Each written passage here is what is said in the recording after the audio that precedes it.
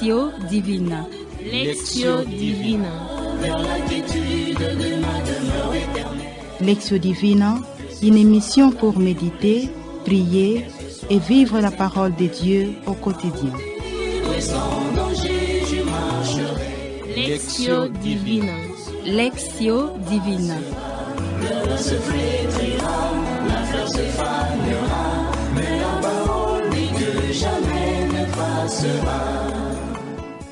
Chères auditrices et auditeurs de Lectio Divina en famille, bonsoir ou bonjour, c'est selon les médias par lesquels vous nous captez.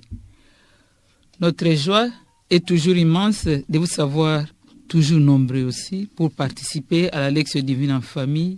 La Lectio Divina de ce dimanche 19 décembre 2021, quatrième dimanche de l'Avent de l'année liturgique C, porte sur l'évangile de Saint Luc au premier chapitre, du 39e au 45e verset. L'évangile qui dit de Marie, heureuse celle qui a cru à l'accomplissement des paroles qui lui furent dites de la part du Seigneur. Et nous d'ajouter, et qui se hâta d'aller rendre visite à sa cousine Élisabeth. En ce dernier dimanche de l'Avent, nos regards se tournent vers Bethléem, humble village des bergers, qui seront les premiers témoins de la naissance de Jésus. Et nos cœurs sont émus par la joyeuse rencontre d'Élisabeth et de Marie, des femmes comblées par l'Esprit Saint et initiatrices de la foi en Jésus. Nous sommes peut-être devenus des habitués de Noël, il est vrai, mais pour cette année, laissons-nous envahir par la hâte d'accueillir Jésus et avec lui de mieux nous aimer les uns les autres.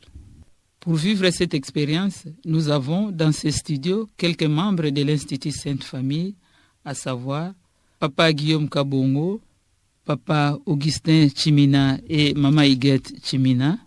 La réalisation est de la sœur Rita Almichi, fille de Saint-Paul, et à la technique, nous avons Olivier Nguiessi. Au micro, Marie-Madeleine Evoloko, coopératrice paulinienne. Prions. À l'approche de Noël, Seigneur, libère-nous d'être absorbés et centrés sur nous-mêmes. Remplis nos cœurs d'ardeur et de générosité. Comme Marie, nous voulons nous aussi aller vers les autres pour servir, pour faire l'expérience de ton amour qui jaillit en nous et dans tout ce que nous rencontrons. Que Marie et Élisabeth nous accompagnent pour accueillir celui qui vient parmi nous, le Seigneur Jésus. Amen. Nous demandons à la technique de nous balancer un chant pour invoquer l'Esprit Saint.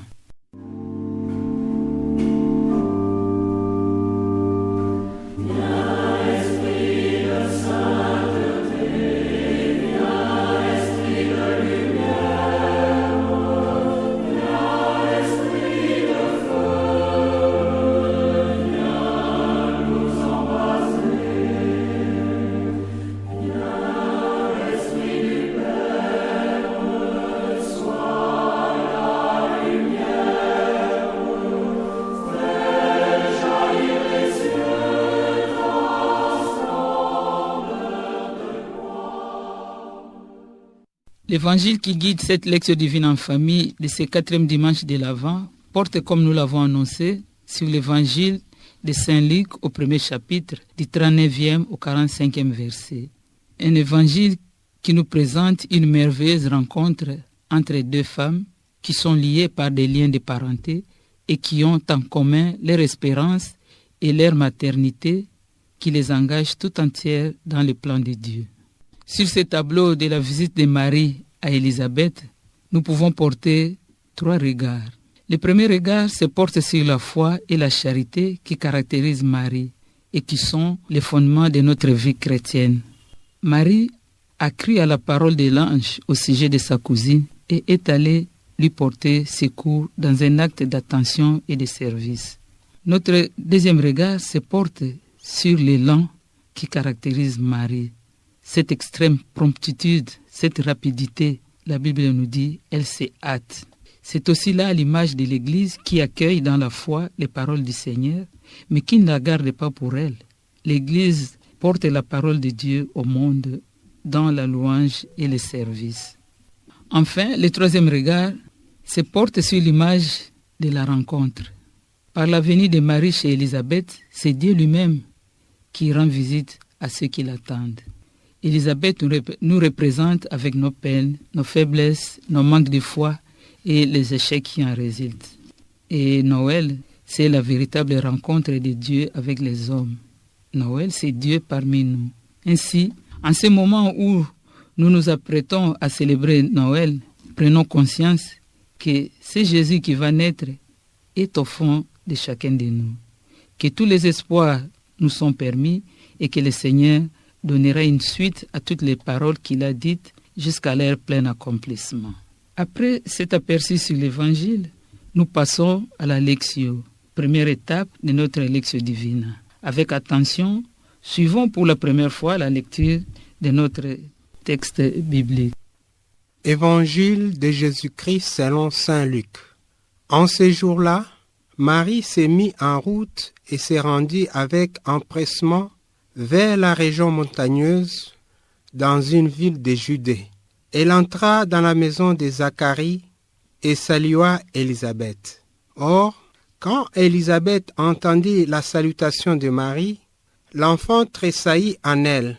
Alors, Élisabeth fut remplie d'Esprit Saint et s'écria d'une voix forte, « Tu es bénie entre toutes les femmes, et le fruit de tes entrailles est béni.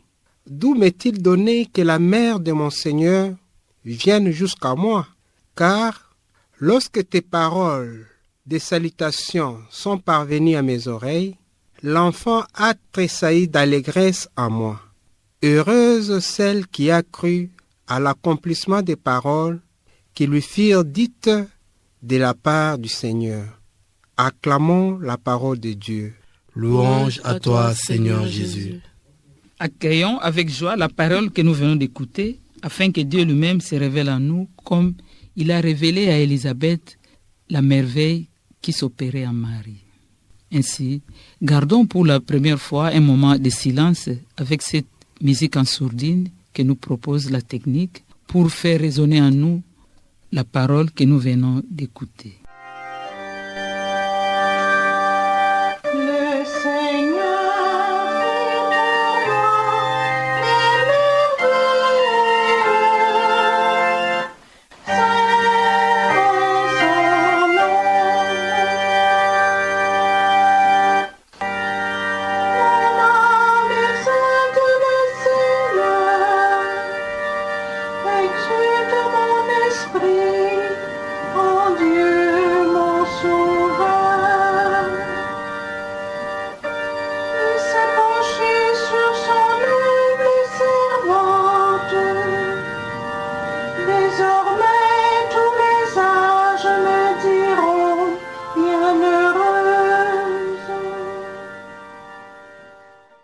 À présent, à tour de rôle, chacun de nous va lire les passages qu'il a marqués sans les commenter.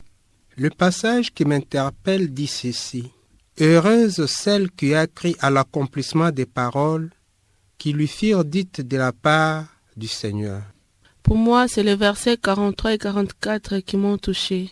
D'où m'est-il donné que la mère de mon Seigneur vienne jusqu'à moi?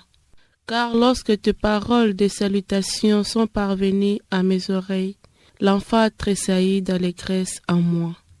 Heureuse celle qui a cru à l'accomplissement des paroles qui lui furent dites de la part du Seigneur.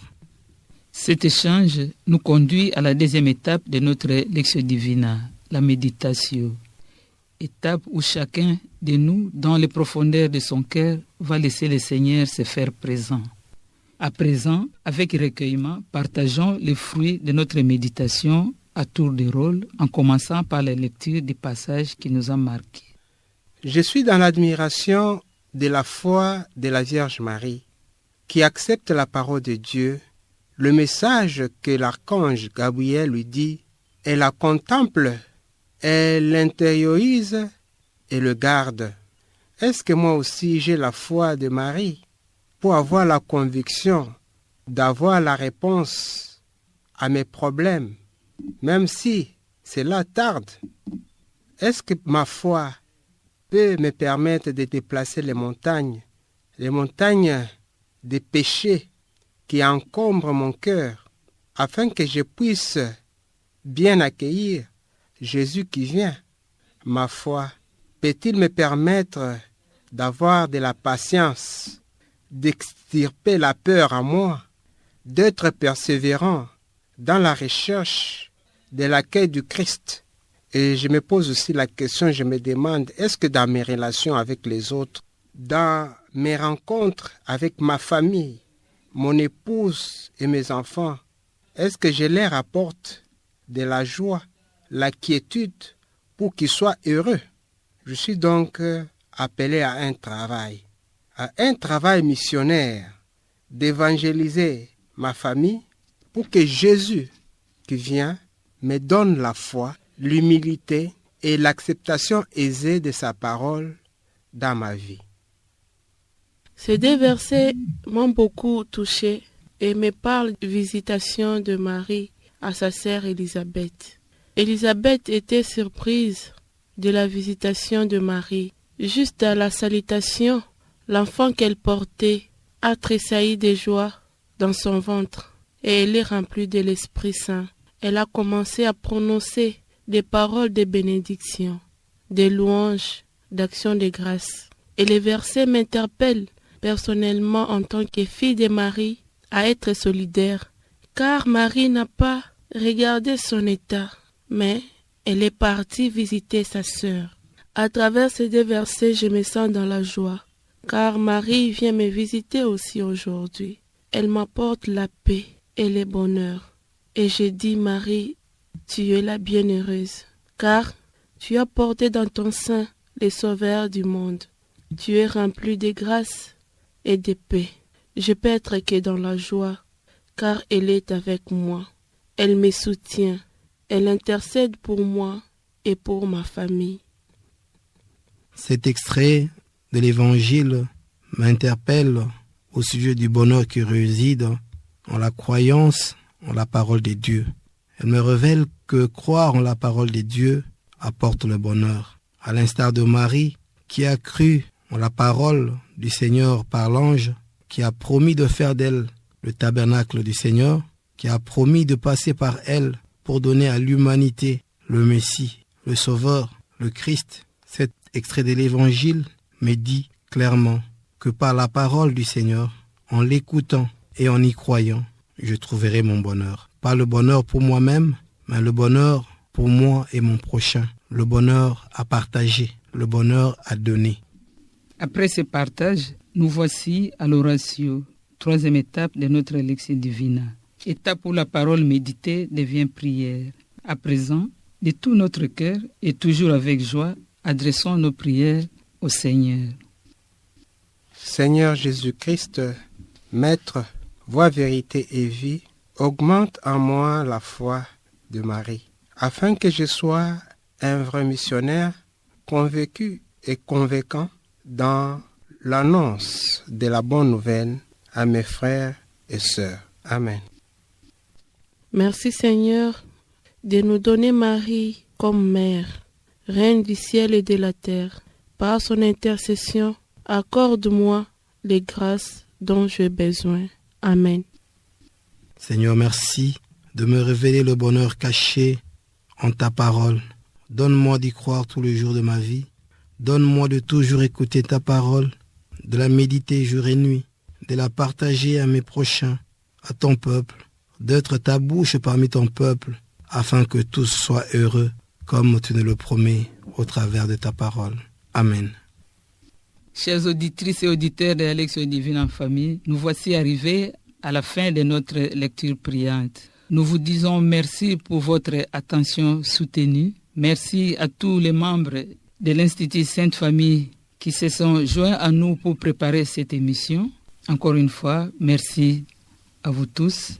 Au revoir, à la même heure, même jour et sur la même fréquence. C'était au micro Marie-Madeleine Voloko, coopératrice paulinienne.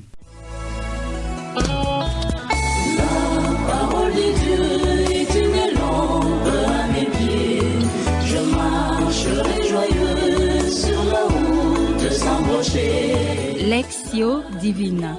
Lectio Divina.